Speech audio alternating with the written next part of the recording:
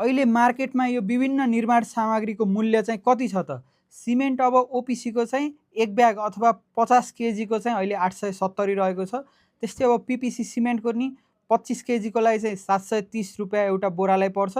त्यसै गरी अब बालुवा चाहिँ 10,500 यो पर निशान, जुन चाहिँ 80 देखि 85 क्युबिक फिटको यो चाहिँ भोल्युम हुन्छ त्यति पर्छ। त्यसै गरी अब यो गिट्टी पनि अहिले 11,500 पर निशान गाडी अथवा 80 देखि 85 क्युबिक फिट चाहिँ हुन्छ।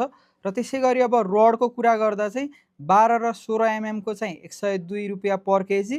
त्यसै गरी अब यो 8 एमएम र 20 एमएमको चाहिँ 106 रुपियाँ पर केजी। अब यो चाहिँ भ्याट इन्क्लुड गरेर। त्यसै गरी अब यो रिफरेन्स चाहिँ हाम्रो अम्बे स्टिलको लागि हो। योभन्दा केही बढी पनि हुनसक्छ अथवा केही कम पनि हुनसक्छ अरू ब्रान्डहरूको।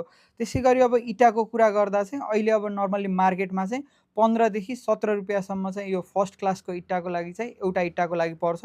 र अब यो मूल्य भनेको चाहिँ आज यो जेठ 17 गतेको हो।